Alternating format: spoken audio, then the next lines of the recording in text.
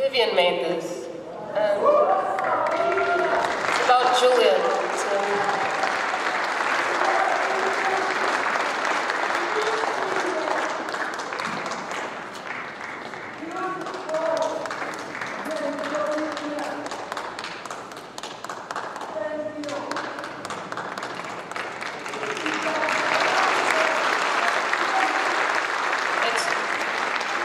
Vivian's written point by point the injustices about Julian's case, and we miss her dearly.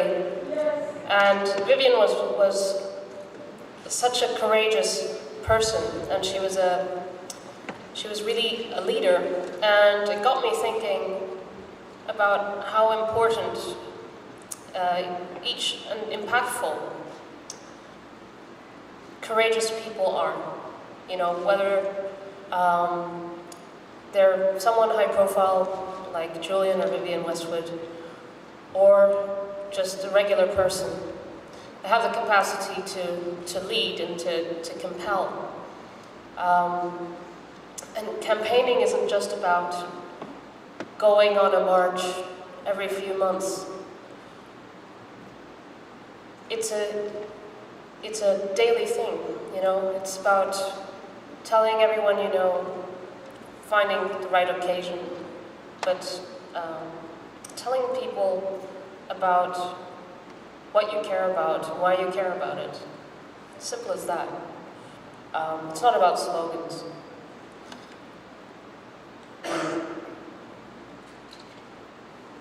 I think recently there's been a lot of progress in the campaign. I mean, it's been building and building, and the October Hands Around Parliament was absolutely amazing, and today again has been extraordinary. I mean,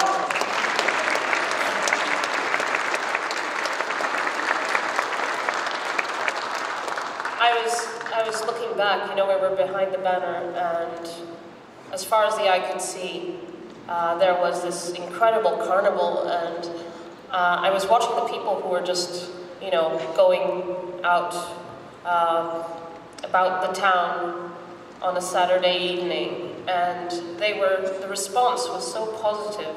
Everyone was filming, they were trying to find out what it was about, they were engaged, you know, and I think this carnival has had an enormous impact on central London today. So yes, we were thousands marching, and many thousands more who saw the message and who are now interested and want to find out more. So thank you.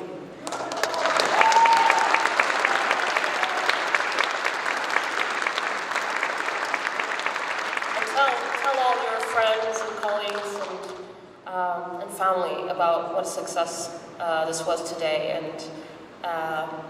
and encourage them to come next time, because we need to build and build until the movement is so big. Those in power and the courts realize there's nowhere else to go but to free Julian.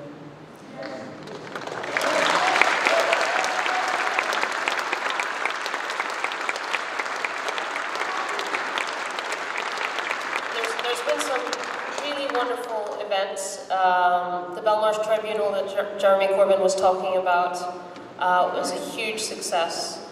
The press club was ram-packed. You know, it was, and the speakers were fabulous. And I think Julian's case is impossible to ignore anymore. And it might be the case that for the media, this is being ignored here in this country, but sorry. In a way, it's because it's bigger than them. They don't know how to talk about it because it is bigger than them. And then eventually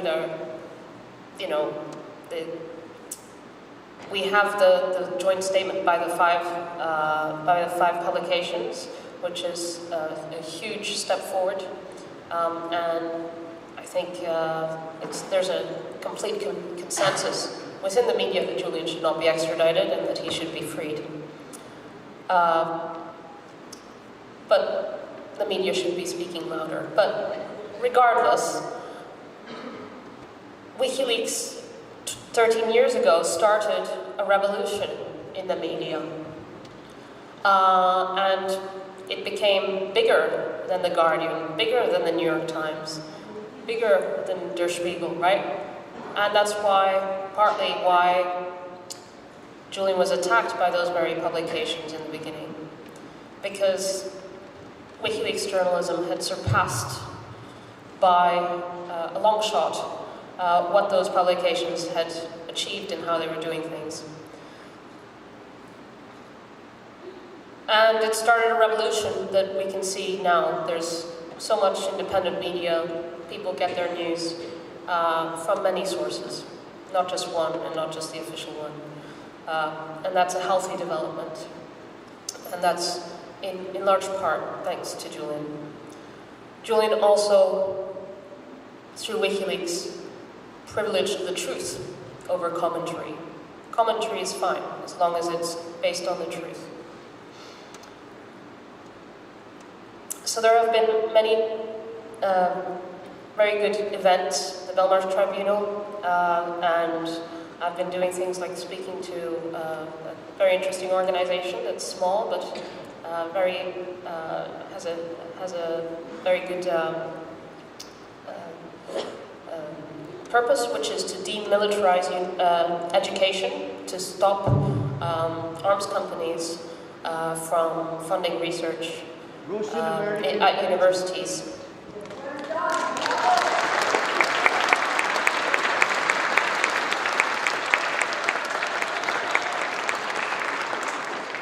And there's also the environmental groups who have become aware of what WikiLeaks has done to publish, to expose how oil companies and so on lobby countries to take policies that are detrimental to the environment and to the countries, detrimental to each country's individual self-interest out of for political expediency. So there are different movements that are becoming aware of Julian's importance and relevance of the WikiLeaks publications, and that actually that Julian's imprisonment is an attempt to punish the messenger for uncomfortable truths that affect all of us in many different areas of life. I think you probably most want to hear how Julian's doing. And he's in a difficult situation, and he's a very strong person. And he's human. That means that there are good days and there are bad days. Good days is probably an overstatement, but sometimes it's easier to cope than others. And just this week, we were on the phone, and he told me that the cell above him had been flooding. So it was dripping into his cell. And specifically, there were several leaks coming onto his bed.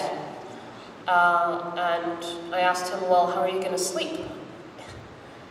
Because they had, the prison guards had put some buckets or something on the bed to collect the leaks.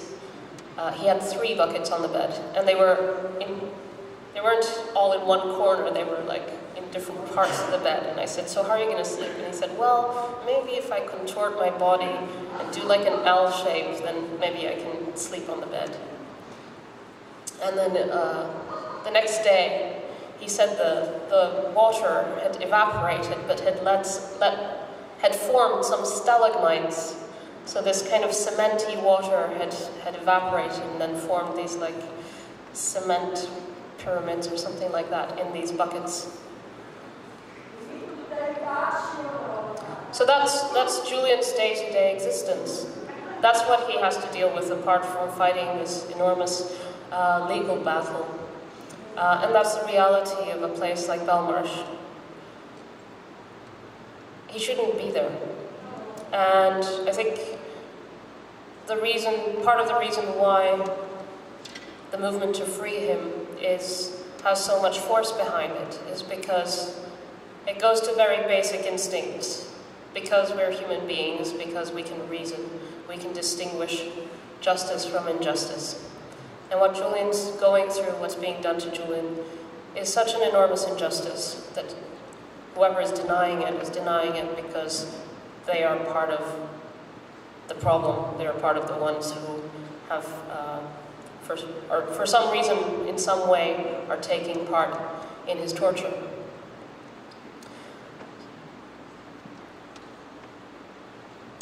I wanted to end in an upbeat way. And that is that I'm convinced that we will win this. There's no other way.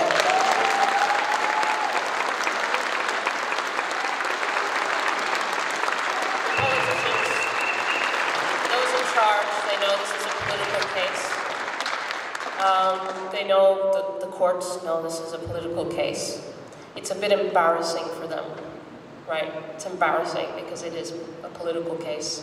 And now they've got themselves in a position where it's clear that the law has been abused, that the UK is keeping the most important political prisoner, well, the most famous and one of the most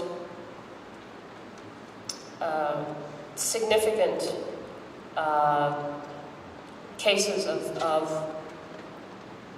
political imprisonment in history is right here in London. And they have to find a way out. And the louder we shout, and the more we grow, the quicker Julian will be released. So I ask you to keep on campaigning for Julian, not just in the protests, but day to day, keeping on your mind, think about what you can do. And also, if you're not on the don'textraditeassange.com email list, please sign up. Read Neil Smeltzer's book, The Trials of Julian Assange. Read Stefania Marizzi's book, The Secret Power. And stay engaged, and I'll see you again.